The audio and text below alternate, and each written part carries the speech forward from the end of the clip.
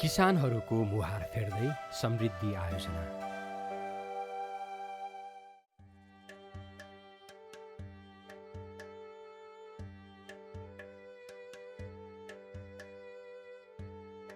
निर्वाहमुखी कृषि प्रणालीबाट गुज्रिरहेको नेपालको कृषि क्षेत्र बिस्तारै व्यावसायिकतातर्फ लम्किरहेको छ। किसानहरूको सक्रियता र राज्य तथा अन्य सरकारवालाहरूको प्रयत्नले वैज्ञानिक खेती प्रणाली ग्रामीण क्षेत्रसम्म पुग्न थालेका छन्। पूर्वी नेपालको प्रदेश नम्बर 1 का किसानहरू पनि हिजो आज व्यावसायिक कृषि कर्ममा आफूलाई अभ्यस्त बनाउँदैछन्।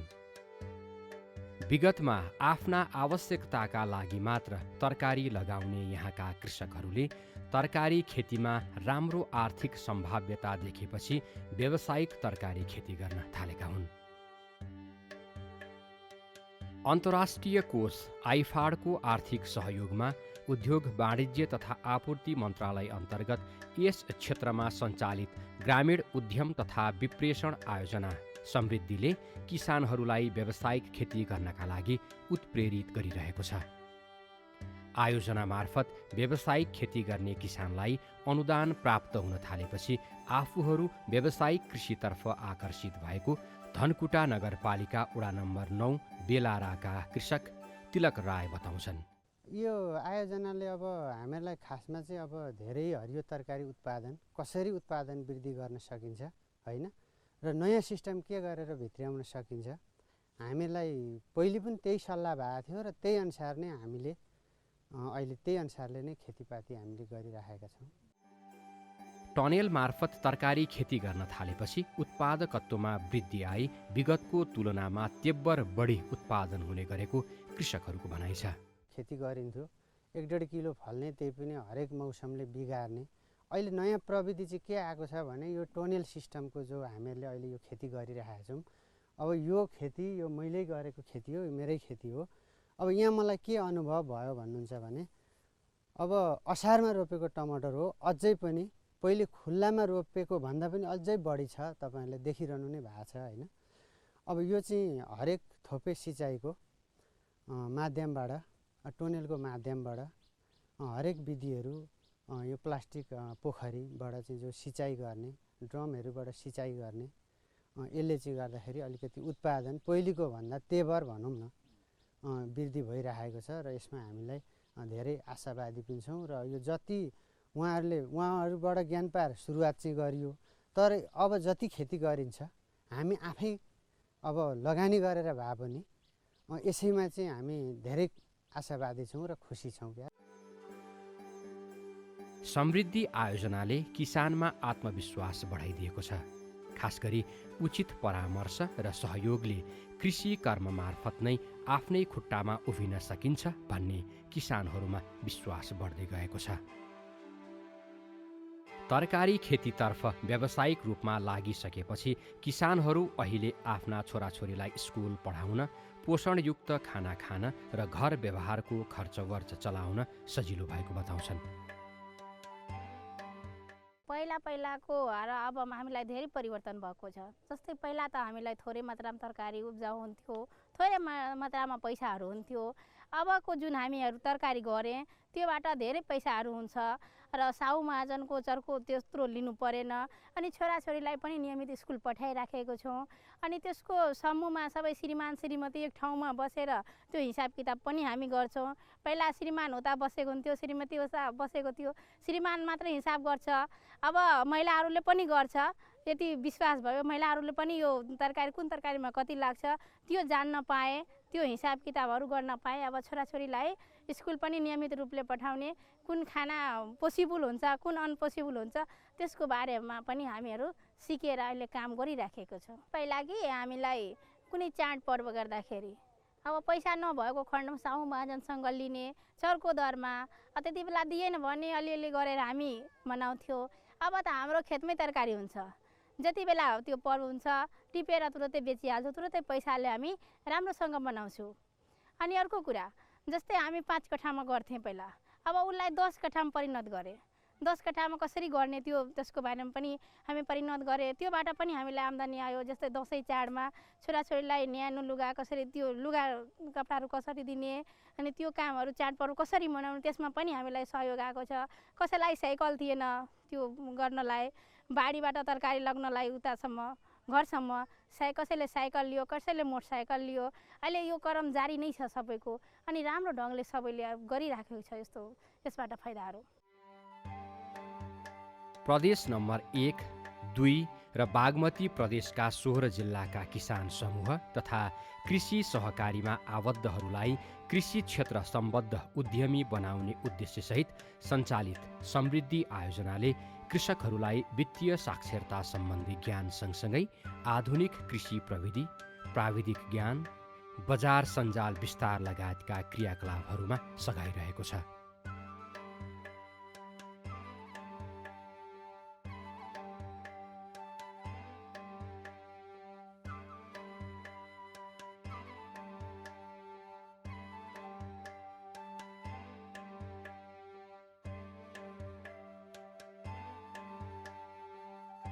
समृद्धि आयोजनाबाट व्यावसायिक कृषि कार्यका लागि किसानहरूले 30% अनुदान प्राप्त गर्न सक्छन्, जसका लागि कृषकहरूले विभिन्न कृषक समूह निर्माण गरेका छन्। समूहकै सक्रियता र योजनामा कृषकहरूले गोभी, भान्टा, मकै, आलु, फर्सी, सिमी, टमाटर, रायो साग लगायतका तरकारी तथा बाली उत्पादन गरिरहेका छन्। समृद्धि आयोजनाले खास गरी महिला कृषकहरूको कृषि व्यावसायिकतामा पहुँच र उपस्थितिलाई जोड दिएको छ भने कृषि सम्बन्धी ज्ञान र अभिलेखीकरणका लागि समेत विभिन्न उपायहरू अवलम्बन गरिरहेको छ, जस अन्तर्गत आयोजनाले कृषकलाई डायरी उपलब्ध गराएको छ, जसमा किसानले जे जति उत्पादन गर्छन् त्यो सबै कृषक डायरीमा लेख्ने गर्छन्। कति खर्च हुन्छ र कति आम्दानी हुन्छ, सबै हिसाब किताब कृषक डायरीमा रेकर्ड गरिने भएकाले आम्दानीको हिसाब किताब राख्न सजिलो भएको र यसले व्यावसायिकता प्रवर्धनमा समेत सहयोग गरेको किसानहरूको भनाइ छ। समृद्धि आयोजनासँग चाहिँ सहकार्य गरे पछाडि हामीले एउटा कृषक डायरी भन्ने डायरी पायौँ समृद्धिबाटै, र त्यो डायरीमा चाहिँ किसानहरूले गरिरहेका लागतदेखि चाहिँ त्यसमा गते मिति अथवा चाहिँ त्यो काम गरेको पनि समयसम्म टिप्ने हुँदाखेरि हामीलाई के भयो भने कुन समयमा कुन बाली लाउने अथवा कुन समयमा कुन बाली लाग्दाखेरि चाहिँ बजारले मूल्य पाउनेदेखिका चाहिँ रेकर्डहरू पनि र त्यसबाट चाहिँ कति लागत थियो, कति मुनाफा भयो भन्ने कुराहरू पनि त्यसमा चाहिँ हामीले दैनिक टिपिरहँदा केही नगरे जस्तो लागेर चाहिँ टिपिरहँदा र पछि हेर्दाखेरि चाहिँ त्यसमा सबै कुरा छर्लङ्गै हुने भएको हुँदाखेरि त्यो पनि अत्यन्तै प्रभावकारी र उपयोगी लाग्यो हामीलाई। कति लागत भयो, कति मुनाफा भयो, कति घाटा भयो, कति कुहियो, कति बिग्रियो, कुन महिना बिकेन अथवा कहिले बिक्छ, कहिले उच्च मूल्य पाउँदो रहेछ भन्ने सबै कुराको चाहिँ जानकारी हुँदो रहेछ। पछि हेर्दाखेरि पनि त्यो पनि अत्यन्तै प्रभावकारी लाग्यो हामीलाई। एउटा कृषक समूहमा 35 जना सदस्य रहने व्यवस्था छ। समूहगत रूपमा सङ्गठित भएका किसानहरू विगतमा अन्नबाली लगाउँथे भने अचेल तरकारी खेतीमा विशेष जोड दिन थालेका छन्। अन्नबाली लगाउनुभन्दा तरकारी खेतीबाट राम्रो आम्दानी हुने गरेको उनीहरू बताउँछन्। समृद्धि आयोजनाले सुरक्षित खेती प्रणालीलाई पनि जोड दिएको छ, जसले गर्दा शत्रु किराहरूबाट बालीलाई सुरक्षित राख्ने टनेल प्रविधिमा आधारित कृषितर्फ कृषकहरू आकर्षित हुन थालेका छन्। टनेल सँगसँगै अर्गानिक खेती गर्दा पहिलेको जस्तो किरा फट्याङ्ग्रा लाग्ने समस्या कम भएको छ। यसरी व्यवस्थित र सुरक्षित रूपमा तरकारी खेती गर्दा आफ्ना सन्ततिहरूलाई वैदेशिक रोजगारीका लागि विदेश पठाउनु नपर्ने अवस्था सृजना हुँदै गएको किसानहरू बताउँछन्। तरकारी खेतीबाट आम्दानी बढी भयो, छोरालाई बिराटनगर पढाउन सके एउटा कुरो, र विदेश जानबाट धेरै मान्छे क्यु लागेको थियो, त्यो विदेशबाट जान चाहिँ वञ्चित भएका छन्। उसले विदेशको चाहिँ नजाने बेकारमा, किनभने 30% अनुदान आयो, त्यो त विदेशी जानको लागि त्यो रोक लगाएको छ जस्तो मलाई महसुस भएको छ हाम्रो गाउँमा। र बिना टनेलको अर्ग्यानिक खेती हुँदैन, किनभने यहाँ किराको प्रकोप ज्यादै नै रहेको छ। त्यसकारण टनेलमा खेती गरेपछि बेमौसमीमा हामीलाई सबभन्दा बढी उपलब्धिमूलक हुन्छ, आम्दानी हुन्छ। त्यसकारण हामी सबै सदस्यले एक-एकवटा प्लास्टिकको टनेल बनाउँछु भनेर अठोट लिएका छु र तरकारी खेतीलाई निरन्तर समृद्धि रहे पनि नरहे पनि हामीले तरकारी खेतीलाई मुख्य खेतीको रूपमा हामी लिएका छौँ।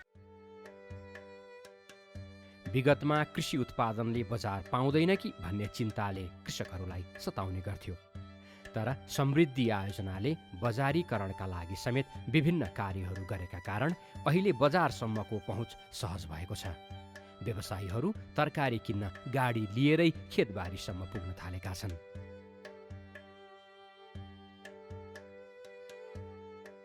समृद्धि आयोजनाले गरेको सहयोगले चाहिँ हामीले के फाइदा पायौँ भने, अब हामीले पहिला मात्रामा त्यति जानेको थियौँ भने उहाँहरूले सिकाउनु भयो र हामीलाई जस्तै व्यापारीहरू हामी बेच्न गुठीटार जानु पर्थ्यो भने व्यापारीहरू पनि हामीसँगै संलग्न गराएर हामीसँगै त्यो तालिमहरू गराउनु भयो र व्यापारी र किसान बिचको चाहिँ सम्बन्ध राम्रो बनाएर हामीलाई अहिले टमाटर टिपेर बारीमै उहाँहरू लिन आउने अथवा गाडी पठाइदिने गर्नुहुन्छ। अब पहिला हामी बेच्न कहाँ पुग्नु पर्थ्यो, एक्लो मान्छेलाई गाह्रो हुन्थ्यो, अनि त्यो सजिलो भइरहेको छ। अब उहाँहरूले कहिलेकाहीँ आएर हेरविचार गर्नुहुन्छ, सिकाउनुहुन्छ, त्यही राम्रो, मलाई चाहिँ राम्रो लागिरहेको छ। समृद्धि आयोजनाकै सहयोगमा कतिपय किसानहरूले भैँसी पालन र माछा पालन पनि गरिरहेका छन्। विगतमा भैँसी पालन मार्फत उत्पादित दुग्धजन्य पदार्थ कहाँ बेच्ने भन्ने समस्या हुन्थ्यो, तर अहिले सहकारी दुध सङ्कलन केन्द्र स्थापना भएपछि किसानहरूलाई दुध बिक्री गर्न पनि सहज भएको छ।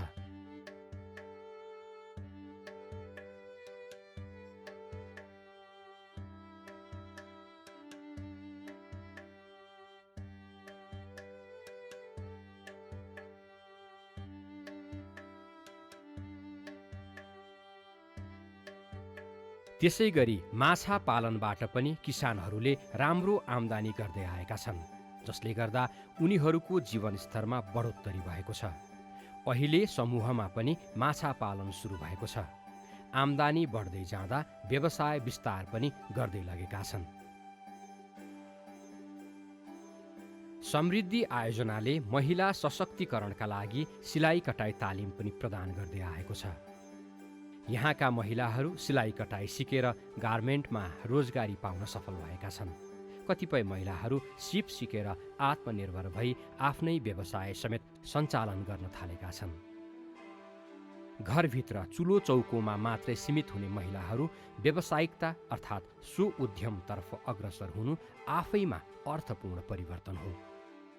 भविष्यमा अब ट्रेनिङ गरिसकेपछि त अब अलिकबार त यतै रोजगारतिरै लाग्नु पर्ला होइन, त्यसपछि त अब आफै खोलेर बस्नुला भन्ने छ, आफै खोलेर सक्छु भन्ने इच्छा मनमा। समृद्धि आयोजनाले महिलाहरूलाई सिलाइ कटाइ तालिम सम्बन्धी सिप र ज्ञान प्रदान गर्न सगरमाथा गार्मेन्टसँग सहकार्य गरिरहेको छ, जस अन्तर्गत उक्त गार्मेन्टमा 40 जना महिलाले सिलाइ कटाइ सम्बन्धी तालिम लिइरहेका छन्।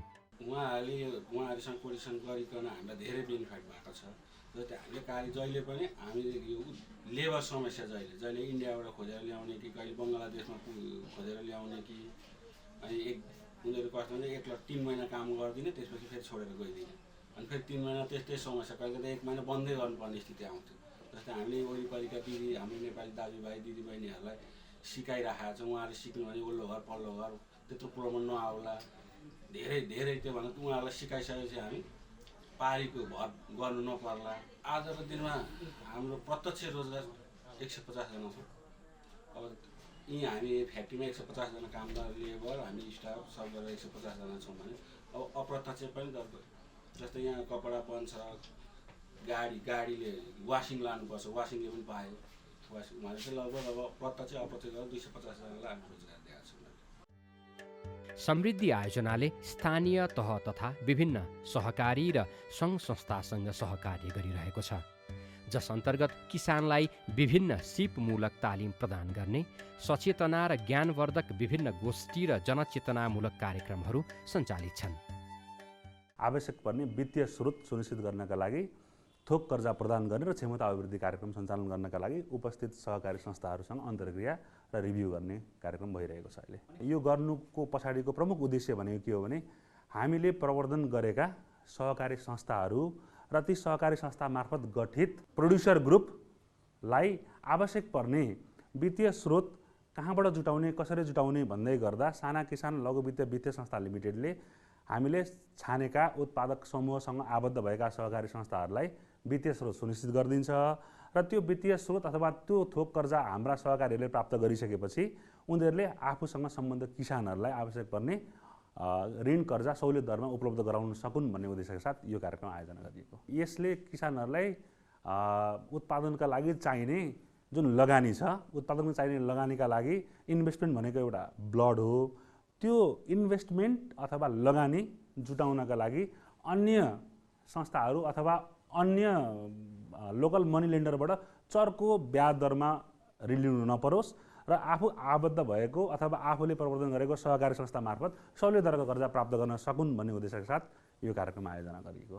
सहकारी संस्थाहरूको कार्यक्षमता वृद्धि गर्न पनि समृद्धि आयोजनाले सहकार्य गर्दै आएको छ।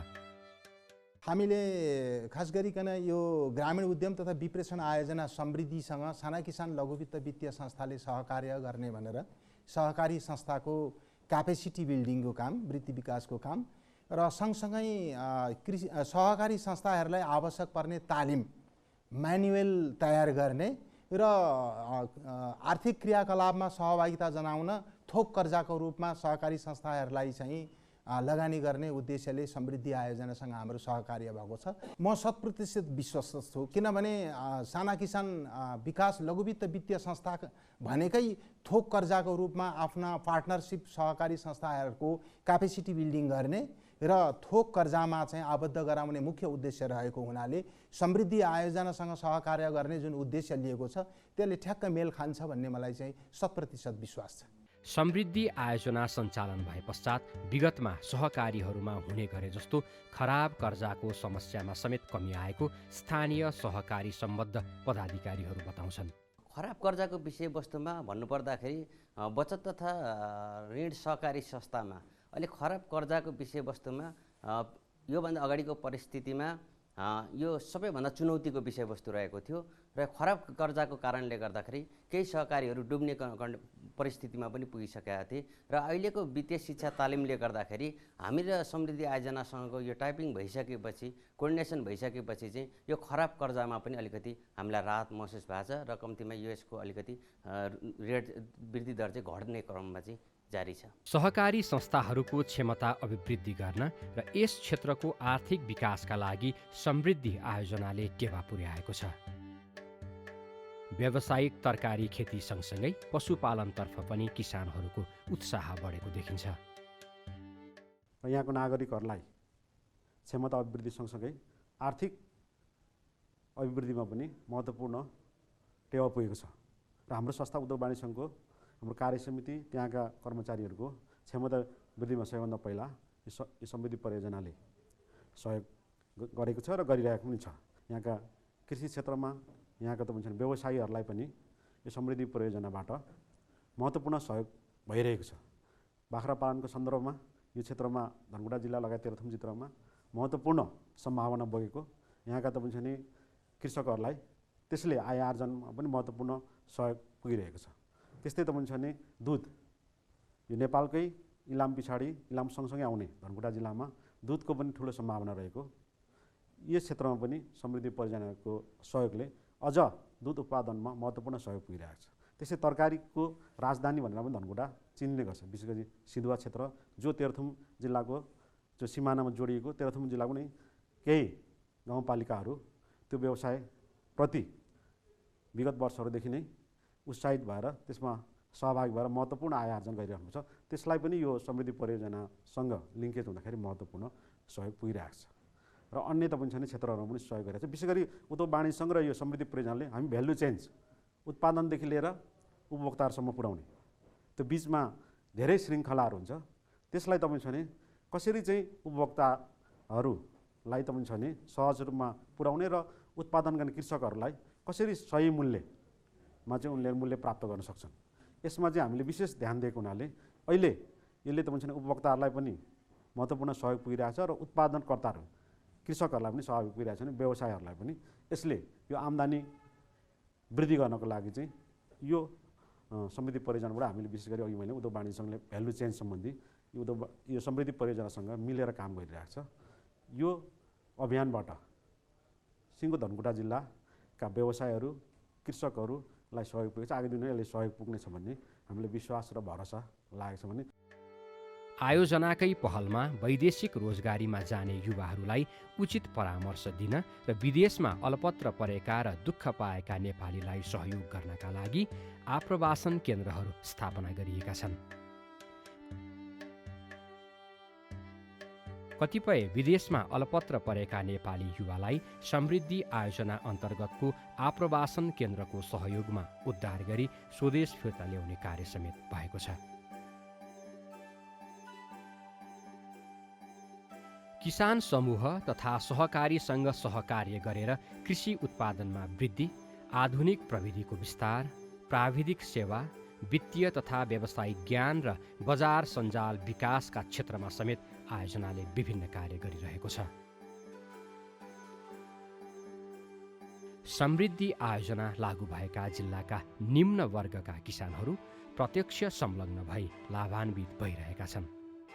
आयोजना लागू भएका जिल्ला, गाउँ र टोल बस्तीहरूमा देखिएको परिवर्तन वा रूपान्तरणका कारण यस आयोजनालाई सफल आयोजनाको रूपमा परिभाषित गर्न सकिन्छ।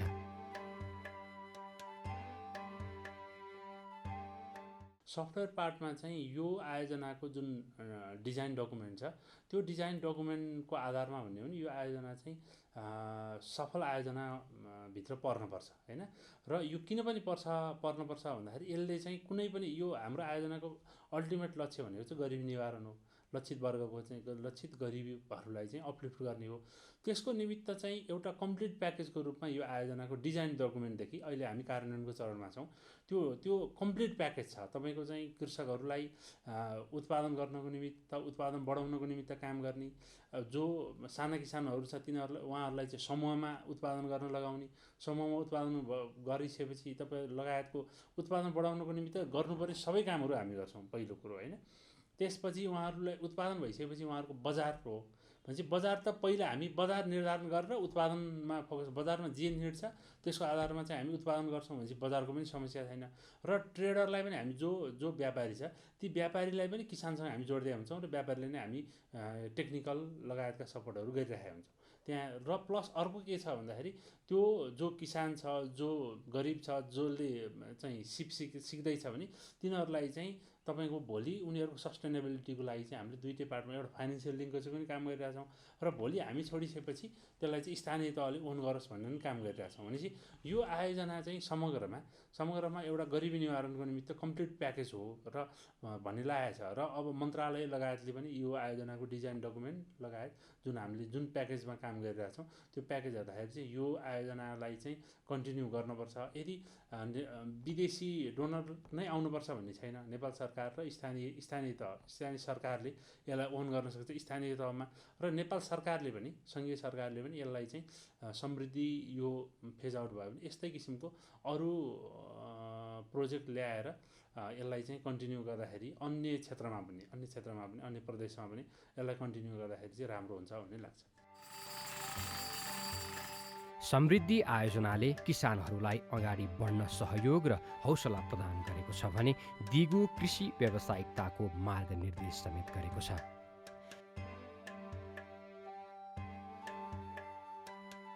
प्रोजेक्ट सधैँभरि रहिरहँदैन, किसानहरूसँग व्यापारीहरूसँग प्रोजेक्ट सधैँ रहिरहँदैन, तर प्रोजेक्टले विभिन्न महत्त्वपूर्ण कामहरू गरेको हुन्छ। त्यो चाहिँ किसान र व्यापारीहरूलाई जोड्ने काम गरेको हुन्छ। र अहिले हामीले जति पनि क्रियाकलापहरू गरिरहेका छौँ त्यो चाहिँ स्थानीय सरकारको चाहिँ अग्रसरतामा त्यो कामहरू गरिरहेका छौँ, ताकि स्थानीय सरकार त जाँदैन, प्रोजेक्ट पो 5 वर्ष 6 वर्षपछि सकिन्छ त, स्थानीय सरकार त निरन्तर रहिरहन्छ। त्यस कारण हामीले स्थानीय सरकारलाई हामीले गर्ने कामहरूको चाहिँ क्यापासिटेट गर्दै उनीहरूकै नेतृत्वमा यो B2B MSP जस्ता एक्टिभिटीहरू चाहिँ सञ्चालन गराइरहेका छौँ।